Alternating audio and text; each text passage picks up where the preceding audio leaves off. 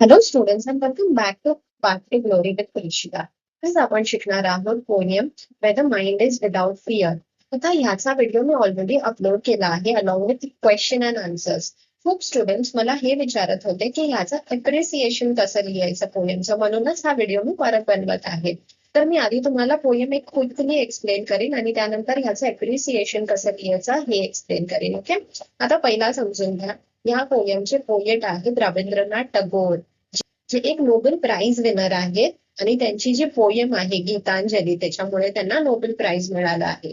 तर ह्या poem through अशी इच्छा व्यक्त करतात की आपल्या देशाला पॉलिटिकल फ्रीडमच नाही पण देवाकडे सुद्धा ते मागतात की आपल्या देशात जे वेगवेगळे डिव्हिजन्स आहे सोसायटीमध्ये बेस्ड ऑन कास्ट, जाती, रंग, हे सगळं निघून जाऊ दे आणि आपली जी लोक आहेत ती सगळी एकत्र येऊ दे. तर चला आपण एक एक स्टँजा समजून घेऊया आणि काही फिगर्स ऑफ स्पीच आहे ते सुद्धा ह्याच व्हिडिओमध्ये मी कव्हर करते.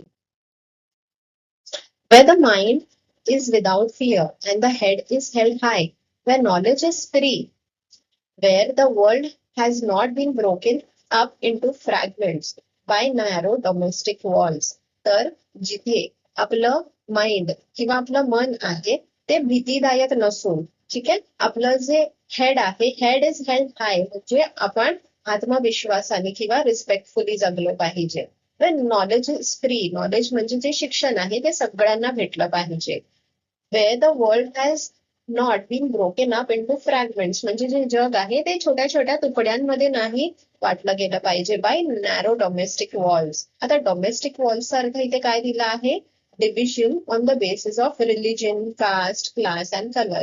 तर आपल्या देशात सुद्धा आता सुद्धा तेच आहे की आपल्या जातीत किंवा कास्टमध्ये किंवा क्लास किंवा कलर मध्ये खूप डिव्हिजन्स आहेत आणि त्याच्यामुळे मतभेद होतात. तर त्यांची हीच इच्छा आहे, ते देवाला हेच सांगतायत की हे जे नॅरो डोमेस्टिक वॉल आहे, जे हे मतभेद आहे, डिव्हिजन्स आहे, हे सगळे निघून गेले पाहिजे. Word comes out from the depth of truth, where tireless striving stretches its arm towards perfection. तर म्हणतात जे शब्द निघायला पाहिजे ते खरे असले पाहिजे, मनापासून निघायला पाहिजे. डेप्थ ऑफ ट्रूथ म्हणजे मनापासून खरे शब्द निघाले पाहिजे. Where tireless striving stretches its arm towards perfection, म्हणजे खूप कष्ट जेव्हा आपण करतो, कंटिन्युअस एफर्ट करतो, स्ट्रगल करतो, तेव्हा आपल्याला काय मिळतं? आपले गोल अचीव्ह होतात. स्ट्रेचेस इट्स आर्म म्हणजे काय? एम्स ऍट अचीविंग गोल. तर आपले जे गोल्स आहेत, आपलं एम आहे, ते आपल्याला पूर्ण होतं विथ परफेक्शन, एकदम परफेक्टपणे मिळतं. Okay, where the clear stream of reason has not lost its way into the dreary desert sand of dead habits. तर क्लिअर स्ट्रीम म्हणजे जी नदी असेल त्याच्या पासून जे फाटे फुटतात छोटे छोटे, तर ती हरवून नाही गेली पाहिजे, ती तशीच वाहत राहिली पाहिजे. ओके, कुठे नाही हरवून गेली पाहिजे? डिअरी डेझर्ट सँड म्हणजे जे सुकलेला वाळवंट आहे तिकडे सुकून नाही गेली पाहिजे. आता इकडे बघा, इथे मेटाफर्स यूज केले आहेत. ओके, मेटाफॉर आणि पर्सॉनिफिकेशन. पर्सॉनिफिकेशन म्हणजे ह्युमन क्वालिटीज दिलं आहे. आता डेअरी डेझर्टला काय सांगितलं आहे? Dead habits. ओके, आणि टायरलेस स्ट्रायव्हिंगला काय सांगितलं आहे? स्ट्रेचेस इट्स आर्म म्हणजे ह्युमन क्वालिटी दिली आहे, त्यामुळे हे पर्सॉनिफिकेशन आहे. आणि मेटाफॉर म्हणजे डायरेक्टली कम्पेअर केलं आहे. डेअरी सँड म्हणजे जे वाळवंट आहे त्याला कोणाशी कम्पेअर केलं आहे? Dead habits. ओके, त्यामुळे हे मेटाफॉर आहे. चला आता आणखीन एक गोष्ट इथे बघा, तुम्हाला जेव्हा आपण पोएम वाचतो ना तेव्हा रायमिंग वर्ड्स असतात, पण ह्या पोएम मध्ये अजिबात रायमिंग वर्ड्स नाही आहेत. म्हणजे ट्रुथ आहे, मग परफेक्शन, वे, डेड हॅबिट्स, तर इकडे काही रायमिंग वर्ड्स नाही आहेत, त्यामुळे ह्या पोएमला रायमिंग स्कीम सुद्धा नाही आहे. ओके, मी हे सगळे पॉइंट्स तुम्हाला सांगतेय जे तुम्हाला लेटर ऑन एप्रिसिएशन मध्ये मदत होईल. Where the mind is led forward by thee, thee म्हणजेच God, into ever widening thought and action. तर आपल्याला जी देव आहे, ओके, त्याच्या मदतीने आपलं मन जे आहे ते पुढे जातं. Okay, into ever widening thought and action. Into that heaven of freedom my father led my country away.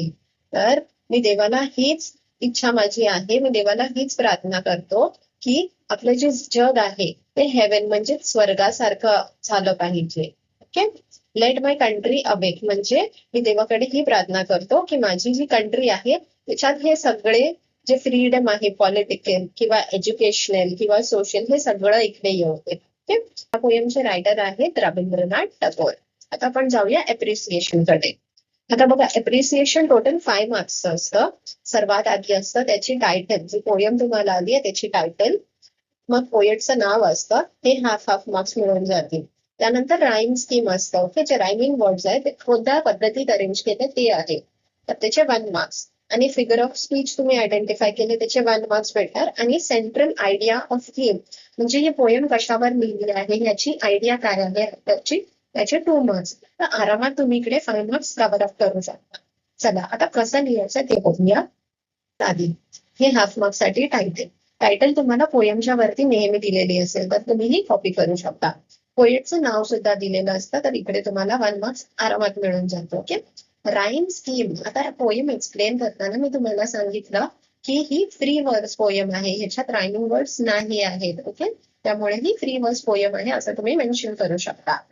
त्यानंतर फिगर ऑफ स्पीच काय काय आहे बघा. आता तुम्हाला जर स्कूलमध्ये सांगितलं शॉर्ट मध्ये लिहा काय काय फिगर ऑफ स्पीच आहे, तर तुम्ही हे लिहू शकता. मेटाफर आहे, रेपिटेशन आहे आणि पर्सॉनिफिकेशन आहे. ओके, इकडे मी तुम्हाला हे एक्सप्लेन केलं आहे की का मेटाफर आहे. मेटाफर बघा, directly compares to unrelated thing by stating that it is one. Okay, clear stream of reason, तर रिझनला कोणाशी कम्पेअर केलं आहे, clear stream. Okay, dreary desert sand of dead habits, तर डेरी डेझर्ट सँडला कोणाशी कम्पेअर केलं आहे, डेड हॅबिट्स, म्हणून हे मेटाफर आहे. ओके, त्यानंतर पर्सॉनिफिकेशन आहे, म्हणजेच ह्युमन क्वालिटी दिलेली आहेत नॉन लिव्हिंग थिंग्सला. Where tireless striving stretches its arms towards perfection. Okay, तर स्ट्रायव्हिंगला स्ट्रेचेस इट्स आर्म दिले आहेत. ओके, आणि ड्रेरी डेझर्टला सुद्धा जे ह्युमन क्वालिटीज दिले आहेत, तर तुम्ही असं लिहू शकता. त्यानंतर रेपिटेशन सुद्धा आहे या पोयम मध्ये, जेव्हा वेअर वेअर वेअर सारखं रिपीट होतं तर ते सुद्धा तुम्ही लिहू शकता. ओके, आता सेंट्रल आयडिया किंवा थीम, ही पोयम कशाबद्दल बोलते ते तुम्ही लिहू शकता इकडे. The poem Tagore addresses God as my father and asks him to awaken his country into heaven of freedom. तर हे जे लास्ट मध्ये जे कन्क्लूड होतं की पोएट काय म्हणत आहे, कशाला ही पोयम लिहित आहे, ते आपल्याला लिहायचं आहे. Where there is total freedom of good thoughts, good words and good action. He wishes for a country where people are free from fear, where knowledge is free to individuals and people from caste and religion are united. तर जे मी explain केलं ते तुम्ही इकडे लिहू शकता. आता तुमचं एप्रिसिएशन जर तुमच्या स्कूलमध्ये सांगितलं पॉइंट वाईज लिहा, तर तुम्हाला हे शॉर्ट मध्ये लिहायचं आहे. ओके, 10 लाईन्स मध्ये तुमचं एप्रिसिएशन संपलं पाहिजे.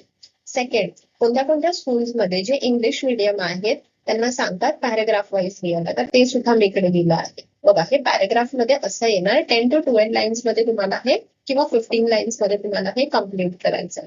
सर्वात आधी मी इकडे लिहिलं, the poem where the mind is without fear is written by Rabindranath Tagore. It is a prayer to God. Okay, the poem is written in free verse, इथे मी राईम स्कीम नाही आहे असं लिहिलं. ओके, त्यानंतर फिगर ऑफ स्पीच बद्दल मी लिहिलंय. Figure of speech काय आहे, repetition, metaphor and alliteration. And important figure of speech is पर्सॉनिफिकेशन, इथे पर्सॉनिफिकेशन सुद्धा आहे. पण टायरलेस स्ट्रायव्हिंग का आहे ते मी लिहिलंय. ओके, मी ऑलरेडी तुम्हाला एक्सप्लेन केलं का आहे पर्सॉनिफिकेशन. Here we can actually visualize tireless striving stretching its arm to reach its goal. Okay, आणि मग ही सेंट्रल आयडियाचा लास्ट पॅराग्राफ लिहिलाय. Okay, in the poem Tagore addresses God as my father and asks him to awaken his country into heaven of freedom. जे मी आधीच्या इकडे explain केलेलं तेच आहे हे सेम सेंट्रल आयडिया, तर तुम्ही हे असंच कॉपी करू शकता. तर मला कमेंट करून सांगा तुमच्या स्कूलमध्ये कसं लिहायला सांगितलं आहे, पॅराग्राफ वाईज सांगितलं आहे की पॉइंट वाईज सांगितलं आहे. कारण तुम्ही जे अभ्यास कराल पुढे अप्रिसिएशनचं, तर मग मी तशाच पद्धतीत एक्सप्लेन करेन. आणि चॅनलवर नवीन असाल तर नक्की सबस्क्राईब करा, कारण आपला पूर्ण पोर्शन मी इकडे कम्प्लीट करणार आहे. So take care, bye and all the best.